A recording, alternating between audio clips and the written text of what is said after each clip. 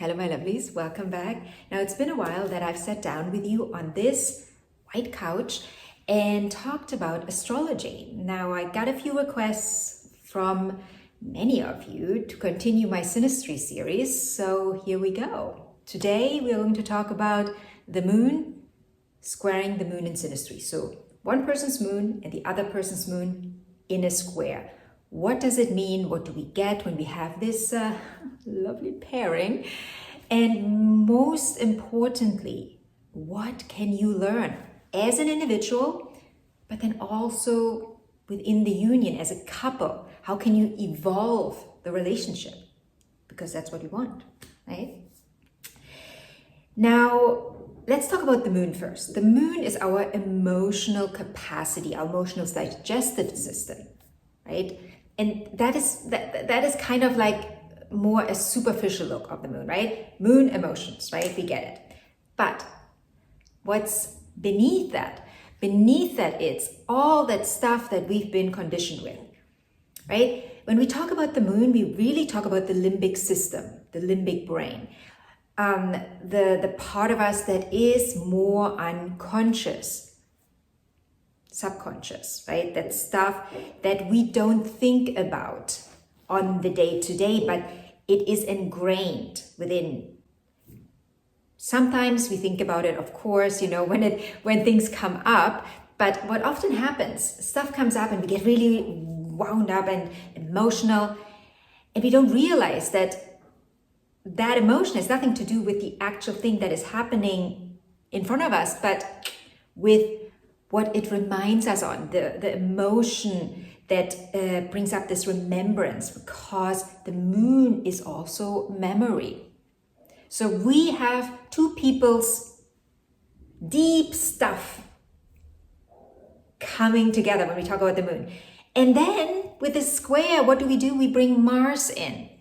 Why do I say that? Why do I say Mars? Well, because a square is inherently Martian energy. Some of you might have seen the video I've done on the oppositions and the squares. If not, I will link it below so you can have a listen. It's a very short video, so it's really worth your while, I would say, to understand once and for all the difference between squares and oppositions. So it's linked below. Now, like I said, there's Mars in between two people's moons. So there's friction. There's also a clashing of comfort zones. The core theme here is we love each other, but we digest emotions differently. Vastly. Very differently. So it's not about a lack of love when it comes to hard aspects in general, right? Oppositions and squares. It's never about a lack of love. It is about a difference in timings, in temperament, and in wiring, right? And that is usually what brings in the discomfort. With a square, it's like two people are speaking a completely different language emotionally.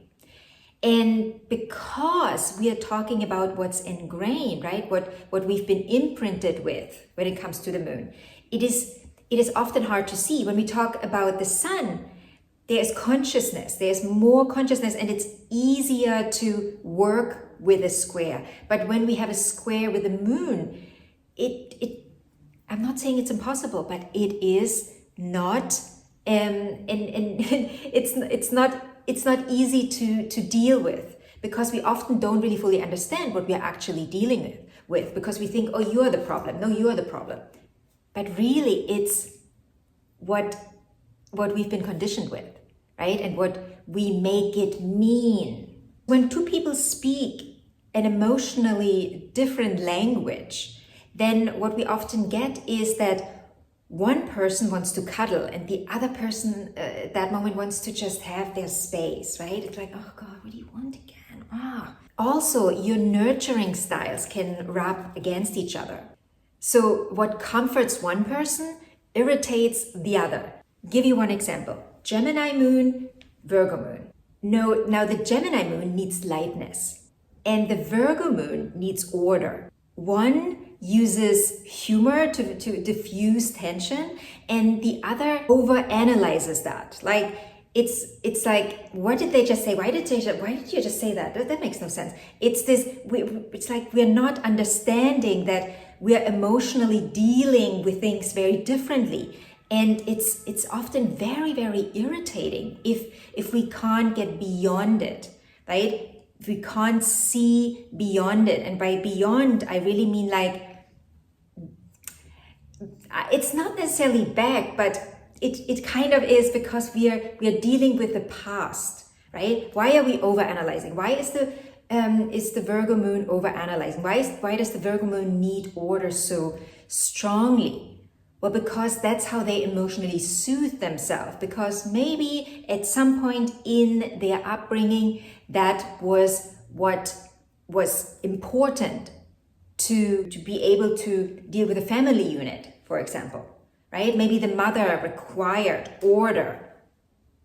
So then to emotionally feel safe, that Virgo moon understood that, oh, order will keep me safe.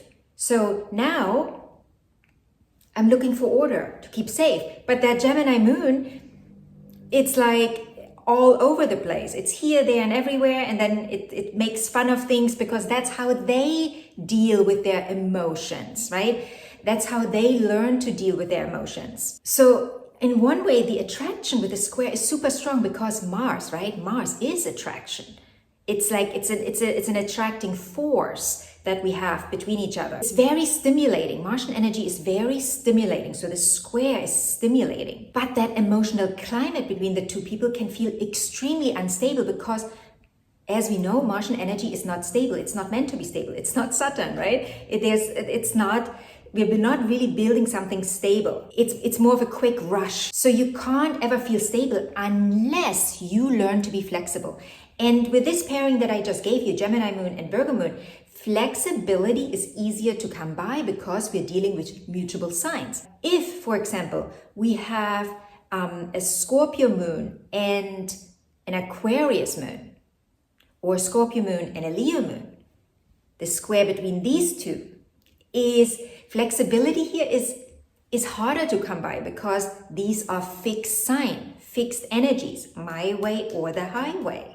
In any case, the square always pushes the two people to the limit, right? It's, again, Martian energy. We're going to the limit, and we're going fast. And we are learning to appreciate the differences and also compromise. But we have to understand, compromise is not us giving up our core values. Compromise is acceptance. It's accepting the other as they are, without us having to dim our light. If we have to dim our light so the other can shine, that is not a compromise.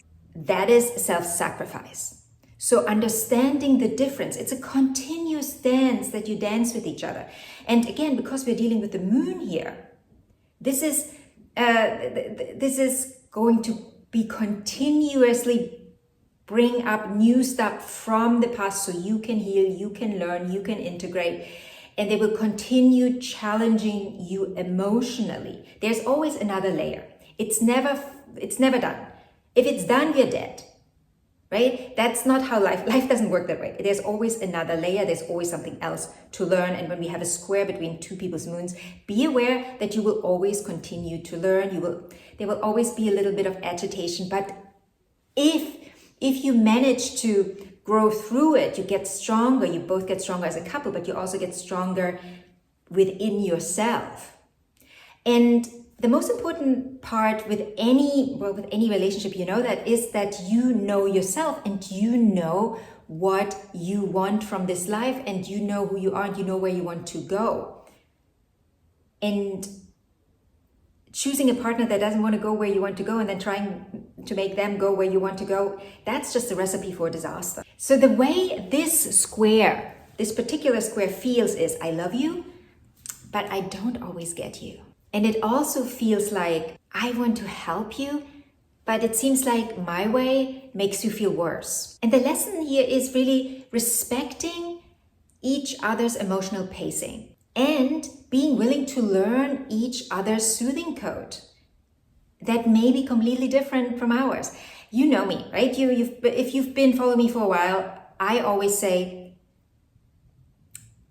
if the moons are quote unquote incompatible, which what we call a square and also an opposition,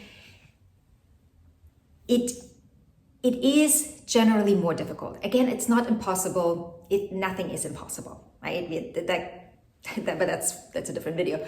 But it is going to be more challenging, right? You have to grow beyond you. Again, I just keep honing in on that. You need to understand that dimming your light is not a compromise that will help either of you, because you will grow resentful of that person.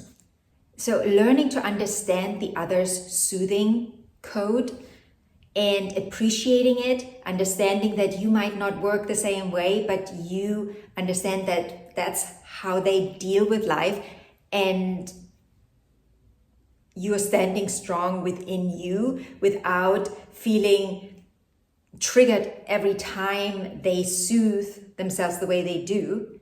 If you can learn that, you can grow within that relationship, right? You can make this last. But if that doesn't work, it's going to be a constant struggle. It's going to be a constant struggle. So if you have any questions about this particular aspect, about certain pairings, right? Like maybe you have a Leo moon or a Scorpio moon and you want to know, what does that mean? How do I deal with that from that perspective? Like I said before, Gemini and Virgo, 2 mutable signs.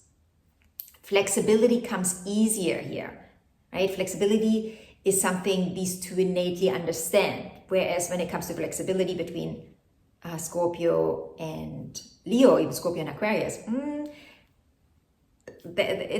it's harder to come by. Again, if you have questions, feel free to ask. Otherwise, I see you in the next video, and I think it's going to be the oppositions. We're going to talk about the moon in opposition with the other person's moon. There are slight differences. It's not completely different, but there are slight differences, and I'm going to talk about it in the next video.